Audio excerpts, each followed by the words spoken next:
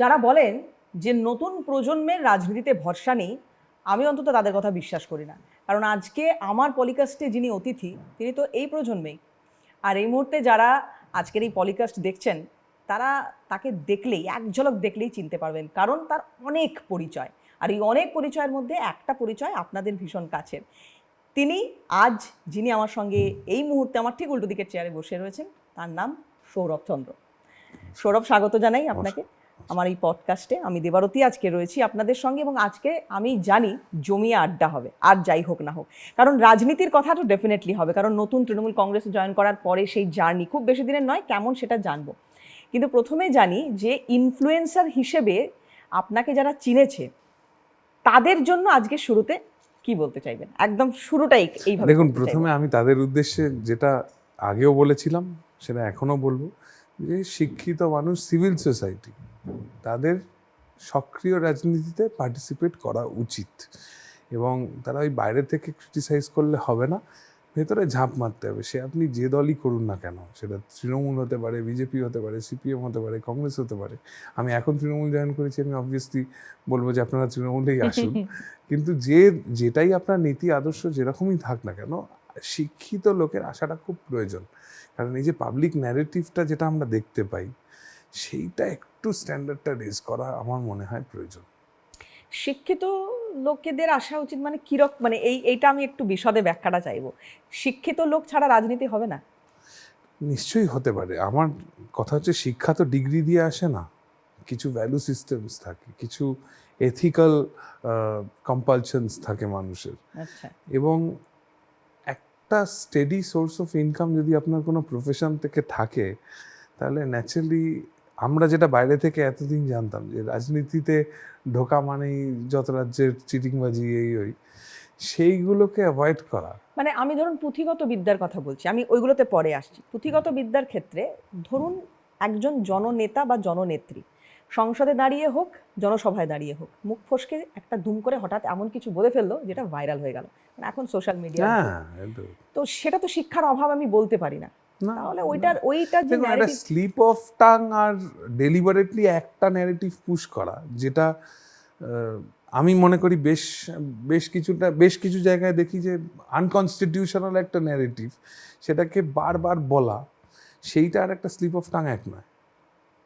যেটা বঙ্কিমদা নিয়ে এত কথা বলছে কেন তৃণমূল কংগ্রেস? কারণ তার একটা ট্র্যাক রেকর্ড আছে।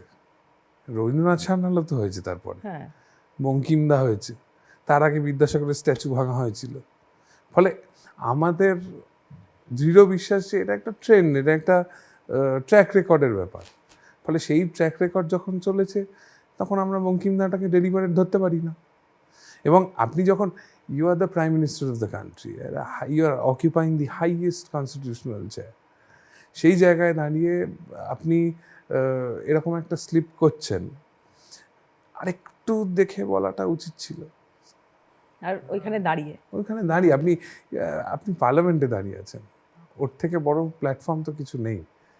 যে টেম্পল, আপনি নিজে নমস্কার করে ঢুকেছিলেন যেদিন প্রথম ইলেক্টেড হয়েছিলেন, when you're standing at that temple, একটু ভেবেচিন্তে কথা বলাটা কাম্য নয়। মানে বেশ, এবার আসি একটু তৃণমূল কংগ্রেসে কেন। দেখুন, ওই যে বললাম যে আমার মনে হয়েছিল যে সক্রিয় রাজনীতিতে সিভিল সোসাইটির পার্টিসিপেশনের প্রয়োজন আছে। এবার অপশান আমার কি ছিল, যারা যে কটা পলিটিক্যাল ভেহিকল অ্যাভেলেবল সেটা করার জন্য, আমি যদি সেইভাবেই দেখি, তাহলে আমার মনে হয়েছিল যে ফর মি, আমার জন্য Trinamool is the best fit.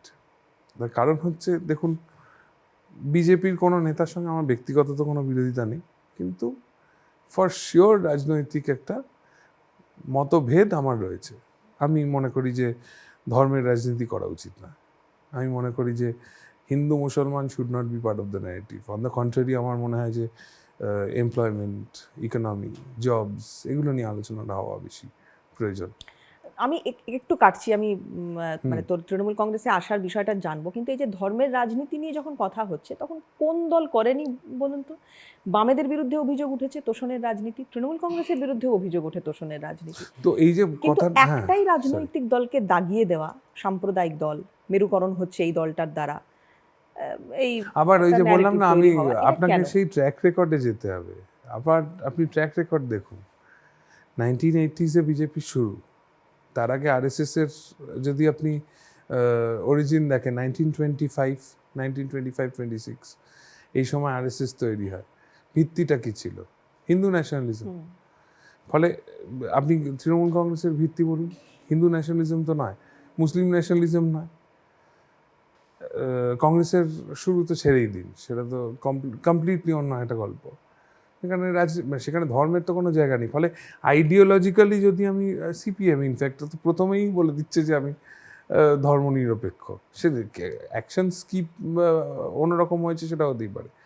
কিন্তু যদি আপনি একদম শুরুতে if you go to the origin of this parties, তাহলে কি দেখবেন? সেখানে দেখবেন যে আইডিওলজিক্যালি কোন পার্টির ধর্ম ভিত্তিতে শুরু হয়েছে, আরএসএস বিজেপি। তো ফলে আমি একটা দলকে দাগানোর তো ব্যাপার নেই, তারা নিজেরাই দাগ দিয়েই এসছে। আপনি তাদের স্লোগান আজকের দিনে দাঁড়িয়ে জয় শ্রীরাম, তো সেখানে তো মানে আমার স্লোগান জয় বাংলা, তো সেখানে আপনি কোথায় রাম দেখছেন, কোথায় আল্লাহ দেখছেন? ফলে সেই জায়গায় দাঁড়িয়ে দাগানোর তো তারা কিছু নিজেরাই নেই। তৈরি করে নিয়েছে নিজেদের চলার পথটা। হ্যাঁ। বেশ, এবার বলুন তৃণমূল কংগ্রেস কেন ফলে বাছাই? যদি আমার আপত্তি থাকে ধর্মীয় রাজনীতি এই নিয়ে, যদি আমার আপত্তি থাকে, তাহলে আমার অল্টারনেটিভ তৃণমূল ছাড়া বাংলায় কোথায় কি আছে? ফলে আমার এবং আরেকটা খুব বড় কারণ সেটা তৃণমূল কংগ্রেস জয়েন করা, সেটা হচ্ছে মাননীয় মুখ্যমন্ত্রী মমতা বন্দ্যোপাধ্যায়। একজন মহিলা একা 34 বছরের শাসন একা শেষ করেছে। এবং সেখানে বিজেপি ছিল না পাশে সেই সময়, কংগ্রেস ছিল না পাশে। কি ফ্যাক্টর ছিল বলুন? একটাই তো মুখ ছিল। আমি একদম শুরুতেই বলছিলাম যে আজকের গেস্টের অনেকগুলো পরিচয়, কথা শুনে বুঝতেই পাচ্ছেন যে পেশাগত দিক থেকে যদি দেখি তাহলে সৌরভ একজন আইনজীবী। এখানে একটা মামলার কথা আমি জানতে চাইবো, সেটা হচ্ছে আর.জি. কর মামলা। এটা নিয়ে অনেক কিছু হয়েছে, তোলপাড় হয়েছে গোটা বাংলা, প্রচুর মানুষ পথে নেমেছেন, রাত দখল ইত্যাদি। আলটিমেটলি কি হলো এতগুলো দিন পর? এখনো তো বলা যাবে না যে আলটিমেটলি কি হলো, কারণ আলটিমেটটা আসছে। না, আমি বলছি সিবিআই এর উপর ভরসা এখন আর রাখতে পারছে না পরিবার, মানে কাদম্বিনীর পরিবার সিবিআই এর উপর আর ভরসা রাখতে পারছে না। কলকাতা পুলিশ যা করেছে তাই তো দেখছি, যে একজন অন্তত অ্যারেস্ট হয়েছে, সিবিআই তো তাও করেনি। সিবিআই ইডির উপর ভরসার জায়গাটা পরিবারের বক্তব্য। দেখুন, এই ব্যাপারগুলোতে মন্তব্য করাটা এই মুহূর্তে ঠিক নয়। তার কারণ হচ্ছে ব্যাপারটা এখনো sub judice. As a student of law, as a practising lawyer, I would not want to comment on it. এটা to be very honest with you. Having said that, যদি আর.জি. করের একটা লিগাল বিশ্লেষণ আপনি আমাকে বলেন, আমি সেটা বলতে পারি যে সুমোটো কগনিজেন্স ছিল সুপ্রিম কোর্টের। যদি নাম্বারটা দেখতেন কেসের, তাহলে দেখতেন 2 অফ 2025, না হ্যাঁ 2 অফ 2025, তার মানে 2 অফ 2024, হ্যাঁ 2 অফ 2024। তার মানে এতটাই রেয়ার একটা সিচুয়েশন ছিল যেটাতে সুপ্রিম কোর্ট সুমোটো কগনিজেন্স নেয়। আমি তখন সেই সময় অনেককে বলেছিলাম যে ওটা অ্যাডভার্সেরিয়াল লিটিগেশন আর নন অ্যাডভার্সেরিয়াল লিটিগেশন বলে একটা ব্যাপার আছে, সেই কনসেপ্টটা না বুঝে লোকে হই হই করছে। অ্যাডভার্সেরিয়াল লিটিগেশন কি? যেখানে ধরুন দুটো পার্টি, 2 or more পার্টিস, তারা কোর্টে এসছে, কোর্টের দ্বারস্থ হয়েছে এবং সেখানে মামলা লড়ছে। এ বলছে এটা আমার পয়েন্ট, এ বলছে না এই পয়েন্টটা ভুল। তার মানে there is a clash, there is a conflict between 2 parties. সেইটা হচ্ছে গিয়ে অ্যাডভার্সেরিয়াল লিটিগেশন। এবার এই ধরনের কেস যেটা হাইলি সেন্সিটিভ এবং রেয়ারেস্ট অফ রেয়ার কেসেসের মধ্যে গণ্য করা হয়, সেই জায়গায় দাঁড়িয়ে এই ধরনের লিটিগেশন না অনেক সময় হয় কি নন অ্যাডভার্সেরিয়াল লিটিগেশন। আপনি মনে করে দেখুন, যেদিন প্রথম মিস্টার সিবল অ্যাপিয়ার করলেন, সেদিন honourable chief justice, then chief justice DY Chandrachud, উনি বললেন যে we are very glad mister Sibal that you are appearing on behalf of the state. উনি এই কথাটা বলেছেন, কারণ দিস আর নন অ্যাডভার্সেরিয়াল লিটিগেশন। এই নন অ্যাডভার্সেরিয়াল এক্সপ্রেশনটা বোঝাটা খুব ইম্পর্টেন্ট, যেখানে কেউ কারোর এগেনস্টে নয়, সবাই একসঙ্গে কাজ করছে মিলিতভাবে to achieve a final result. এবার সেই জায়গাটাতে দাঁড়িয়ে সুপ্রিম কোর্ট তো কিছু গাইডলাইন দিয়ে দিল। এখন নিচে আই থিঙ্ক লোয়ার কোর্টে সেই ট্রায়ালটা চলছে এবং সেই ট্রায়ালটা যতদিন না শেষ হচ্ছে, এবং আর.জি. কর প্রসঙ্গে একটা রাজনৈতিক মন্তব্য আমি করতেই পারি, তার আর.জি. করের ফল আউট হচ্ছে আমাদের স্টেট অ্যাসেম্বলি একটা অপরাজিতা বিল পাস করে, সেইটা ফ্লোর অফ দ্য হাউসে পাসড হয়, সেটা এখন কিন্তু পেন্ডিং অ্যাসেন্ট। এবার সেইটা যদি পাস করে দিত তাহলে মানে মহিলা সুরক্ষার যে জায়গাটা নিয়ে এত আন্দোলন, এত রাস্তায় নামা, কোথাও গিয়ে প্রশাসনের হাতটা শক্ত করা যেত। পার্টিকুলার কোনো ঘটনা বা এমন কিছু ঘটনা ঘটেছে যেটা খুব নাড়া দিয়েছে আর যে কারণে রাজনীতিতে আসার বিষয়? হ্যাঁ, অবশ্যই। দেখুন, আমার দুটো কনসেপ্ট আছে, দুটো ফিলোসফি আমি খুব বিশ্বাস করি, যে অ্যাগ্রি টু ডিসএগ্রি, হ্যাঁ, আর লিভ অ্যান্ড লেট লিভ। আচ্ছা, আপনি আপনার জীবনযাত্রা কিভাবে আপনি জীবনে চলবেন, আমার কোনো অধিকার নেই সেইটা আপনাকে বলে দেওয়ার। এবং কনস্টিটিউশনাল ল সেখানে একটা খুব বড় রোল প্লে করেছে। কি বলছে? বেসিক, একদম বেসিক অফ জুরিসপ্রুডেন্স, সেই জায়গাটা কি বলছে? বলছে যে your right cannot be at the expense of somebody else's right. ঠিক আছে? তার মানে আপনি খুব জোরে গান বাজনা চালান, আপনি আপনার বাড়িতে, আপনি আমার প্রতিবেশী, let us presume this, you are my neighbour, আপনি খুব জোরে একটা গান বাজনা চালিয়ে দিয়েছেন, আমি রাত্রিবেলা শুতে যাচ্ছি, আমার অসুবিধে হচ্ছে, আপনি এনজয় করার রাইট আপনার 100% আছে, 100% ইউ হ্যাভ দ্যাট রাইট, কিন্তু আমার ঘুমটা নষ্ট করে আপনার সেটা করার অধিকার নেই। ফলে লিভ অ্যান্ড লেট লিভেরও কিছু বাউন্ডারিজ আছে এবং সেইটা পিসফুলি কোএক্সিস্ট করলেই ভালো। এবার দুর্গাপুজোর সময় গত বছর আমার বাড়িতে পুজো হয়, আমি নিরামিষ খাই, এবং আমাদের বাড়ির নিয়ম হচ্ছে মা দুর্গা বিসর্জন হয়ে যাওয়ার পর, প্রতিমা বিসর্জন হওয়ার পর রাত্রিবেলা মুখে মাছ ঠেকাতে হয়। এই হচ্ছে মানে নবরাত্রি তো নয়, এটাই আমাদের হয়ে এসছে। ঘর যেদিন বসছে প্রতিপদ, সেই দিন থেকে দশমী অবধি নিরামিষ খাওয়া, শুধু রাত্রিবেলা বিসর্জনের পর আমিষ খাওয়া। এইটা হচ্ছে গোটা মানে আমিষ মানে কি, স্পেসিফিক্যালি মাছ খেতে হয়, খুব ভালো কথা। মধ্যিখানে হঠাৎ দেখলাম যে একটা নবরাত্রি মানে নবরাত্রি বনাম দুর্গা পুজো একটা ন্যারেটিভ শুরু হয়ে গেল সোশ্যাল মিডিয়াতে। এবং আমি যেহেতু সোশ্যাল মিডিয়াতে কন্টেন্ট করতাম, আমি ওটা চোখে পড়ছে। হঠাৎ লোকজন বলতে আরম্ভ করলো যে বাঙালিরা পুজোর সময় মাছ খায়, মাংস খায়, বিরিয়ানি খেতে যাচ্ছে, অত্যন্ত অন্যায়, ইট ইজ অ্যান্টি হিন্দু। এই জায়গাটাতে গিয়ে না আমার মনে হলো যে এটা কি হচ্ছে, মানে এটা তো টু মাচ। একটা লোক সে মাছ খাবে কি মাংস খাবে কি বিরিয়ানি খাবে কি চাউমিন খাবে কি লুচি তরকারি খাবে, সেটা ডিকটেট করার মতন, সেটাই হিন্দুইজম। আর সেটা না কমপ্লাই করলে সে হিন্দু হলো না, তাহলে তো সেটা অজ্ঞতার থেকে জন্ম দিচ্ছে এই ধরনের কথা। আমাদের এখানে শাক্ত মত আছে, বৈষ্ণব মতে পুজো হয়। আমাদের বাড়িতে যেরকম অভয়া রূপে মা দুর্গা পূজিত হন, শিবের কোলে দুর্গা, শিব দুর্গা, কোথাও মহিষাসুরমর্দিনী রূপে পুজো হচ্ছেন, কোথাও বৈষ্ণব মতে শক্তির আরাধনা হচ্ছে। এবং আপনাদের তো অনেক বছরের পুজো। হ্যাঁ, 1761 পুজো, প্রায় 260 বছরের ওপর হয়ে গেল। এবং সেই জায়গায় দাঁড়িয়ে আমাদের যেটা সনাতন ধর্ম, এখন তো খুব সনাতনী হয়েছে, তো এবার আমাদের যে সনাতন ধর্ম সেটা খুব লিবারাল, ইনক্লুসিভ, ওয়াইড, ব্রড। সেটা আপনি চৈতন্য মহাপ্রভুর থেকে দেখুন, সেখানে একদিকে বলছে জবন হরিদাস, তাকেও কনভার্ট করে তিনি তার সঙ্গে হরিনাম করছেন। ঠাকুর শ্রী রামকৃষ্ণ পরমহংস সব থেকে বড় এক্সাম্পল। সর্বধর্ম সমন্বয়ের ঠাকুর মা স্বামীজির যে আদর্শ, সেটাই তো বাঙালি, সেটাই তো আমার কাছে, তো সেটাই হিন্দু ধর্ম। আমি সেই হিন্দু ধর্ম বিশ্বাসী। আমার কাছে ওই রকম প্যারোকিয়াল, ন্যারো, রিজিড এই হিন্দুইজম নিয়ে আমরা বড়ই হইনি। আমি তো যে হয়েছে হয়তো লিভ অ্যান্ড লেট লিভ, আমি সেই জায়গায় তার বিশ্বাসটা, কিন্তু সে আমি কি করব, আমার হিন্দুইজমকে সার্টিফাই করবে এই অধিকার কে কাকে দিল? সেইটা পসিবলি আপনি বলতে পারেন যে একটা ট্রিগার পয়েন্ট, যে না সোশ্যাল মিডিয়া অ্যাক্টিভিজমে হবে না, এবার রাস্তায় নামতে হবে।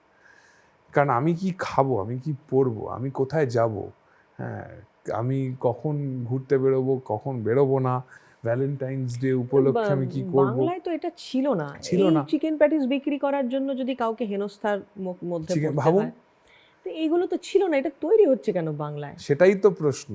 মানে আমি যদি বলি 34 বছর ধরে একটা রাজনৈতিক দল তারা ক্ষমতায় ছিল, তারা এই মানসিকতা যদি ঘটনা ঘটেও থাকে 34 বছরে, সেগুলো বিক্ষিপ্ত ঘটনা। না, আমি বলছি তারা কি, তারা আমি জানি না যে তারা সেই মানসিকতা বা এই যে ঐতিহ্য, কৃষ্টি, সংস্কৃতি, বাংলার সঙ্গে যেগুলো যে মানে শব্দগুলো যায় আর, তো যদি এটা হয়ে থাকে যে তারা চেষ্টা করেছে অথচ পারলো না, মমতা বন্দ্যোপাধ্যায় 15 বছর উনি চেষ্টা করছেন, যদি না পারেন তাহলে কেন পারছেন না? মানে আমি বলছি যে মেনলি এতদিন যেটা বলা হয়েছে যে গোবলয়ের দল, গোবলয়ের রাজনীতি করে এসছে যে দলটা, তার নাম বিজেপি। তো ওইটুকু অংশের মধ্যে সীমাবদ্ধ থাকা একটা দল, তারা তাদের মানসিকতা, মনোভাব, চিন্তাভাবনা নিয়েই বাকি গোটা ভারত জয় বেরোচ্ছে। সেই ন্যারেটিভটা এখানে পৌঁছচ্ছে কি করে? এখানে তো প্রথমে কংগ্রেস, তারপর বাম, তারপর তৃণমূল, প্রত্যেকটাই কোট আনকোট, আমি যদি ওইভাবে দেখি, বাংলার দল। মানে আমি বুঝতে পারছি আপনি সিপিএম কিভাবে এর কথা বাদ দিচ্ছি, কংগ্রেস, মানে এগুলো তো ইন্টারন্যাশনাল দল, কোনোটা ন্যাশনাল দল, আমি সেটার জায়গায় বলছি না। আমি বলছি যেটাকে আমরা বাংলার দল বলতে বুঝি, সেগুলো তো এই দলগুলো। এবং সেই জায়গায় তো আমরা রুখে রাখতে পারছি। আমার বক্তব্য তো সেই জায়গায় যে আজকে আপনি বলছেন 15 বছর ধরে আমরা রাজ্যে আছি, ফর 15 ইয়ার্স আমরা, তাও কেন বাড়ছে? এটাই তো যদি আমি সামারাইজ করি, তাহলে আমি তো আপনাকে এই কথাটাই বলবো যে আজকে ভারতবর্ষের পিকচারটা দেখুন, কটা নন বিজেপি স্টেট আছে মূলত। এবার আপনি যদি সেই জায়গায় দেখেন তাহলে দেখবেন এত এত রাজ্যে বিজেপি, তারা পুরো তাদের সাম্রাজ্য বিস্তার করে ফেলেছে। সেই জায়গায় দাঁড়িয়ে বারংবার আমরা রুখে দাঁড়াতে পারছি, তার কারণ হচ্ছে মানুষ, মানে বাংলার মানুষ এসেনশিয়ালি সেকুলার। এখন সেকুলার শব্দটা আজকের দিনে গালাগালিতে পরিণত হয়েই থাকতে পারে। লিবারাল, সেকুলার এগুলো হচ্ছে কি এখন গালাগালি করার মতন শব্দ, সেটা একটা ডিস্টরশনও আছে, সেটা আমি অনেয়ার আপনাকে বলতে পারবো না, আনপার্লামেন্টারি হয়ে যাবে। এবার না, যে রাজ্যগুলোতে ধরুন বিজেপি আছে, হ্যাঁ, বিজেপি কাউকে সরিয়ে এসেছে ক্ষমতায়, এরকমও কিছু রাজ্য আছে। নিশ্চয়ই তো নিশ্চয়ই, সে তো আসবেই। হ্যাঁ, তো সেই রাজ্যের মানুষগুলোর উপরে তো চেপে যাওয়া বা চাপিয়ে দেওয়া, এই বিষয়টা নিয়ে কোনো ন্যারেটিভ তৈরি হয় না। বাংলার ক্ষেত্রেই কেন হয়? মানে বাঙালি কেন হেনস্থার মধ্যে পড়ছে? মানে অভিযোগটা তো এটা না, প্রবলেমটা কি বলুন তো, মানে খুব ইন্টারেস্টিং আপনার প্রশ্নটা, আমার এটা খুব ভালো লাগলো। আমি আপনাকে বলছি যে বাঙালি এমন একটা জাত না যে কোনো কিছুটা সাইলেন্টলি মেনে নেয় না। আপনি ইম্পোজ করে দিলেন, আপনি আপনার পরিবারে কাউকে গিয়ে বলুন যে কালকে ওখানে যাবে না, দেখবেন সব থেকে বেশি ঝামেলা বাঙালি করবে। এটা অন্যান্য রাজ্যে অনেক কম। আপনি পার্টিকুলারলি উত্তর ভারতে যান, সেখানে যদি কোনো পুরুষ কোনো মহিলাকে বলে যে তুমি বাড়িতে থাকবে, তো বাড়িতেই থাকবে। এই যে ভোকাল ওম্যান, ওপিনিয়নেটেড ওম্যান, এটা না ঠিক অন্যান্য রাজ্য বুঝতে পারে না বা সহ্য করতে পারে না। যারা দেখবে তারা রেগে যাবে খুব। রাখবে। আমি দেখুন, এটা তো কিছু করার নেই। মানে অন্য ভাষাভাষী যারা দেখবেন, যদি তারা বাংলা বোঝেন, তাহলে খুব রেগে যাবে। বাংলা বোঝা, আমি অন্য ভাষার লোকে, এখানকার বাতাস, জল, হাওয়াই এমন যে এখানে আর এই যে বলে না যে ইকুইটি, মানে no discrimination on the basis of gender, constitution বলছে না, এইটা আমরা প্র্যাকটিস করি। We practice this. আপনি বলুন সাউথ ইন্ডিয়ায় আছে, for sure, southern part of the country, সেখানে দেখবেন মহিলারা চেন্নাইতে স্কুটার নিয়ে চলে যাচ্ছে, ভীষণ ভালো লাগে আমার এটা দেখতে। এই একই কালচার আপনি দেখবেন বাংলায় রয়েছে। এটা এবং অন্যান্য রাজ্যের সঙ্গে কোথায় গিয়ে সমস্যাটা জানেন, তারা না ঠিক ওপিনিয়নেটেড ওম্যান পছন্দ করে না। এই জায়গাটাতে তাদের একটা ব্যক্তিগত, মানে, এবং the usage, the coinage of the word, যে হাম মর্দ হ্যায় বনাম আপ মহিলা হ্যায় ক্যা, হ্যাঁ, মানে এই দুটোর মধ্যে একটা বিশাল। আমাদের এখানে বাংলায় আপনি দেখবেন, আমাদের এখানে অনেক, একটা কিছুদিন আগে ভিডিও দেখছিলাম, গালাগালি নিয়ে আলোচনা করছে। হ্যাঁ, দেখবেন যে এক শ্রেণীর গালাগালি রয়েছে, সেটা পুরোপুরি মহিলা সেন্ট্রিক, এবং বাংলার গালাগালি খুব জেন্ডার নিউট্রাল। হ্যাঁ, মানে তো আপনি যদি সেই দিকটা দেখেন না, আমরা as a people we are different, এটা তো অস্বীকার করার কোনো জায়গা নেই। ফলে এই যে মাছ খাবো কি মাংস খাবো কি আমিষ খাবো, সেইটা যখন অন্যান্য রাজ্যে বলা হচ্ছে, তারা চুপ করে হজম করতেই পারে, সেটা তাদের ব্যক্তিগত ব্যাপার। তারা এই ন্যারেটিভ মেনে নিয়েছে, আমরা মানিনি, আমরা এখন রাস্তায় আওয়াজ করছি, সোচ্চার হচ্ছি। তো সেইটা তো আমাদের অ্যাজ আ পিপল, আমাদের ডিএনএতেই তো প্রতিবাদ রয়েছে। আজকে আমরা যদি নিজেদের পায়ে না দাঁড়াতাম, তাহলে সাহেবরা এখনো রাজত্ব করছে। হ্যাঁ, এই একমাত্রই বাংলাই ঢুকতে দিয়েছিল তাদের, বাংলাই তাদের বিতাড়িত করেছে। এবং সেটা ফ্যাকচুয়ালি বলছি, আবেগ থেকে নয়। আন্দামানে যান, সেলুলার জেলের ওখানে 80% বাঙালি ভেতরে ছিল, তাহলে এটা তো ফ্যাকচুয়াল কথা। হ্যাঁ, হেমচন্দ্র কানুঙ্গ থেকে শুরু করে ক্ষুদিরাম বোস থেকে শুরু করে আমি লিস্ট ধরিয়ে দিতে পারি। আমার একটা বেঙ্গল রিমেম্বার সিরিজ আছে, যেটা আমি করতাম আগে, এখনো করব আগামী দিনে, যতটা সময় পাবো তারই মধ্যে করব। কিন্তু সেই জায়গায় দাঁড়িয়ে এই ইতিহাস তো বাংলার, প্রতিবাদ করা তো বাংলার স্বভাব, এখানে আপনি আলাদা করে আর কি করতে পারেন। বেশ খুব মানে জমাটি আড্ডা, আমারও শেষ করতে ইচ্ছা করছে না, কিন্তু সময় খুব সংক্ষিপ্ত, শেষ করতে হবে এবার।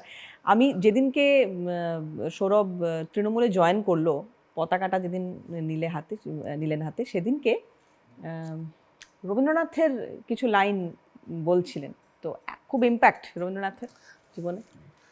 দেখুন, এটা এখন একবার কোনো রাজনৈতিক দলের সঙ্গে আপনি যুক্ত হয়ে গেলে, আপনি যেটাই বলবেন সেটা নিয়ে লোকজন বলবে যে এসব প্রিটেনশিয়াস কথাবার্তা। রবীন্দ্রনাথের ইম্প্যাক্ট আমার জীবনে, সেটা আমি বলে ব্যক্ত করতে পারবো না, সম্ভবও নয়। সম্ভব। এবং যদি ব্যক্ত কিছুটাও করতে হয়, সেটা ওনারই ভাষা দিয়ে ব্যক্ত করতে হয়। মানে এতটাই খারাপ পরিস্থিতি আমার, এবং এতটাই প্রবল একটা ইম্প্যাক্ট উনি ফেলেছেন। কারণ আমার সুখের সাথী, দুঃখের সাথী, আবেগের সাথী, ভালোবাসার সাথী যদি কেউ থাকে, সেটা হচ্ছেন ওই ভদ্রলোক। হ্যাঁ, এবং আমাদের রাজ্যসভা সাংসদ ঋতব্রত ব্যানার্জি, উনি খুব সুন্দর বলেন যে 1200 বছরের ইতিহাসে শ্রেষ্ঠ বাঙালি হচ্ছেন রবীন্দ্রনাথ। খুব সত্য কথা। এবং আমি যে শব্দটা, যে ওনার 2 বিঘা জমির একটা ডেসক্রিপশন রয়েছে ওনার, নম নম নম সুন্দরী মম জননী বঙ্গভূমি, গঙ্গার তীর স্নিগ্ধ সমীর জীবন জুড়ালে তুমি, এর থেকে বেটার এক্সপ্রেশন বাংলা নিয়ে কি হতে পারে বলুন তো। এবং আমার রাজনীতির যদি ফিলোসফি বলেন, সেটা শুরুও হয় রবীন্দ্রনাথকে দিয়ে, শেষও হয় রবীন্দ্রনাথকে দিয়ে। তিনি ভারত ভাগ্য বিধাতাতে লিখছেন, পূরব পশ্চিম আসে তব সিংহাসন পাশে, প্রেমহার হয় গাঁথা। এটার থেকে বেটার কি এক্সপ্রেশন হতে পারে? এইটাই তো ঐক্যবদ্ধ ভারত। এই ভারতের স্বপ্ন নিয়ে আমার রাজনীতিতে আসা। এখন এটা যদি কারোর আতলামি মনে হতে পারে, কারোর যদি মনে হয় যে আমি মেকি ইন্টেলেকচুয়াল, বুদ্ধিজীবী, যা ইচ্ছে বলতে পারে, কিন্তু আমার যেটা আইডিয়া অফ ইন্ডিয়া, সেটা তো রবীন্দ্রনাথের থেকে আসে, সেই জন্যেই রাজনীতিতে আসে।